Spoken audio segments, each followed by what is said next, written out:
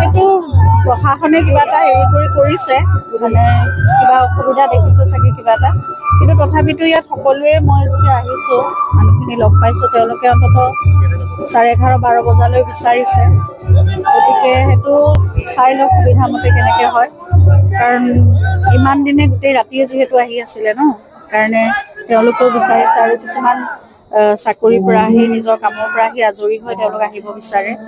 গতিকে সেইটো প্ৰশাসন আৰু পুলিচ প্ৰশাসনে তেওঁলোকে চাই লওক কেনেকৈ সুবিধা হয়।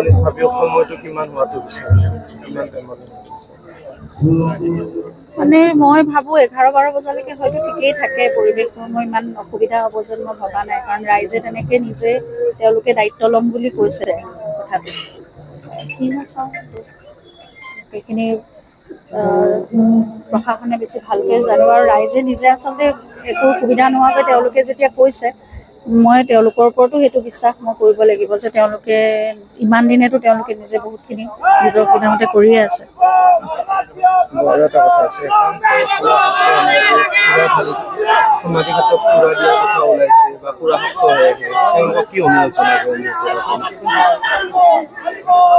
এইবোৰ কাম কৰিব নালাগে, জুবিনক সসন্মানেৰে মানে প্ৰাৰ্থনা কৰক তেওঁৰ বাবে, আৰু অশান্তিকৰ একো পৰিৱেশৰ যাতে সৃষ্টি নহয়। সকলোৱে ইয়ালৈ আহে, সকলো শ্ৰেণীৰ সকলো বয়সৰ লোক আহে, গতিকে সকলোৱে সকলোৰে সন্মানটো ৰাখক।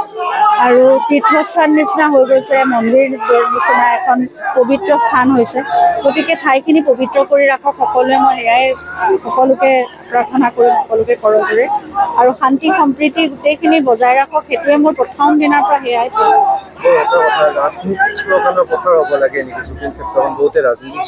এইবোৰ প্ৰশ্ন মোক কৰিবই নালাগে, আচলতে ৰাজনীতি তাত আহিবই নালাগে, য'ত জুবিনে ৰাজনীতি কেতিয়াও প্ৰশ্ৰয় দিয়া নাছিল।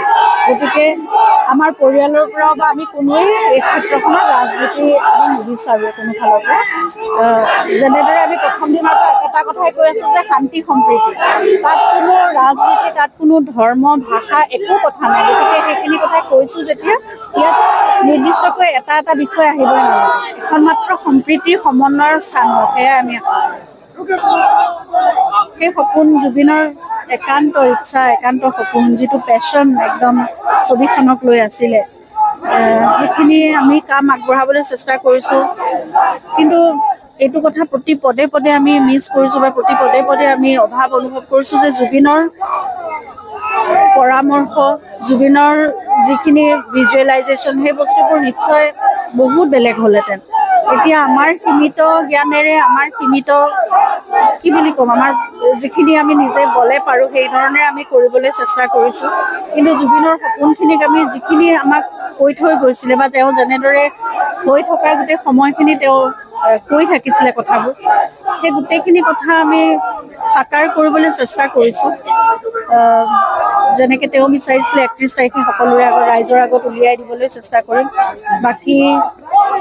বাকীখিনি বহুত কিবা কিবি হয়তো খুটি নাটি থাকি যাব, কাৰণ জুবিনৰ নিচিনাটো আমি হ'ব নোৱাৰোঁ। সেইকাৰণে সেই অভাৱটো প্ৰতি ক্ষণত আমি অনুভৱ কৰিছোঁ।